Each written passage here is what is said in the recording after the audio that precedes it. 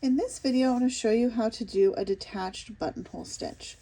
This stitch is great for anything that you want to do open, like sort of like creating a basket or a pocket on a Santa coat, or like an open sweater on a canvas. Anything you want to stuff or like leave open. So the first part of this stitch is you want to make a three-sided outline of whatever shape you want to do this on. Now again, I've done this a lot on baskets, so a lot of times it's square or almost square.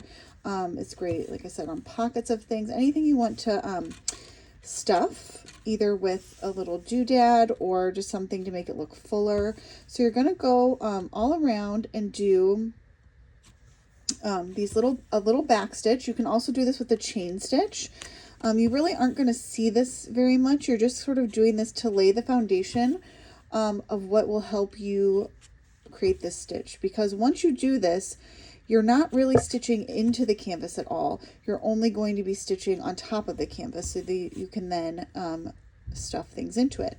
Now you can see too, I am creating a three-sided border where the opening is on the bottom. If this was on my canvas, I would obviously want the opening at the top to be a basket or pocket. So you're essentially doing this upside down on your canvas. So once I have this little border stitched, I will show you what we're going to do next here. So I have the little border stitched with the back stitches. Next thing you're going to do, and I made these rows about 2 threads wide so you could see what I was doing a little bit better. You certainly could do this on every stitch row if you wanted it tighter and more densely packed. But you're going to come up here and do like sort of a foundation or a long stitch from side to side. Then you're going to come up kind of off to the side here. I'm actually going to come up underneath this sort of second row.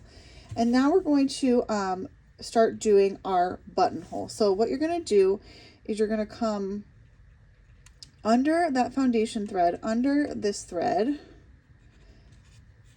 and you're going to loop through like you're doing the buttonhole stitch, and underneath this thread, underneath the foundation thread, sort of underneath your working thread, and pull tight like you were doing any sort of other buttonhole stitch. Again, I'm doing this a little bit wider than I would normally do it so you can kind of see the steps of what I'm doing. There you go. And you're at this point, I'm only catching the back stitches here. I'm not going down into the canvas at all. Again, I'm going underneath the foundation thread. I'm going over the top of my working thread. Your working thread is going underneath your needle, I should say. Now, normally this is a lot more densely packed, but you can do it as open or as closed as you want. So again, underneath this foundation thread, over the top of your working thread, and back down in where you came for your working thread. So in the next row, you're going to do the same thing. I'm going to lay my foundation thread here. I'm going to come up to the side here. And at this point, I'm going to do the exact same thing, but instead of catching that top row of back stitches, I'm going to catch this row of buttonhole I just did. So I'm going to go underneath my row of buttonhole, underneath my foundation thread, over the top of my working thread, like so. And I was teaching buttonhole to someone one time, and they said that the buttonhole stitch should be called the J stitch, because you can see you're going low to high, sort of creates that J, and before you pull the J all the way through, you kind of hook your needle in one more time. Oops, didn't catch it that time. Just like that. So again, underneath your first row of buttonhole, underneath your foundation stitch, over the top of your working thread, sort of creates that J there, and you kind of hook it. Oops. So again, and you can see here, again, this is more open than I would normally do it, just so you can kind of see the steps of what I'm doing. It sort of creates this layer by layer, almost like basket or woven effect. And when you do this much more densely, you aren't going to see these open holes. Now, sometimes you might want to do these big open holes, like for instance, if you're doing like a fishing net, you might want to do it this open so you could kind of see through the loops and sort of create that fishing net look. So again, going to come back up the side, go in underneath the top row of that buttonhole, go underneath my foundation thread, over the top of my working thread, tuck it under there and pull. So again,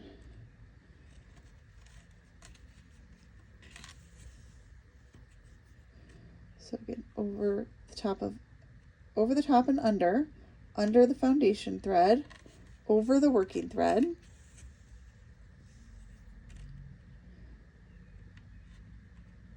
going to keep doing these steps until I've stitched this entire row, and then repeat. So I'm going to do one more stitch here.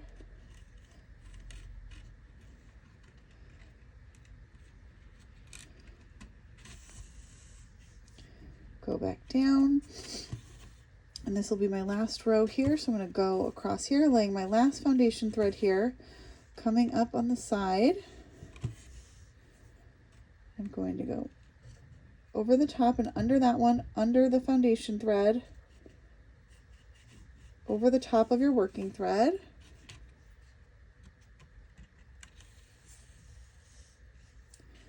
Again, I'm going to go over here, under that last row, under this foundation thread, over the top of this working thread.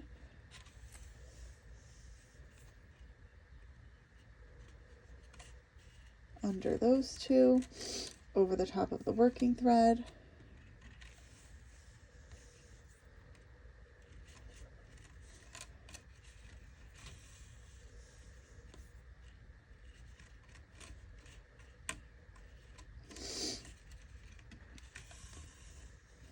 And then back down. Now this is good because then you could flip it over.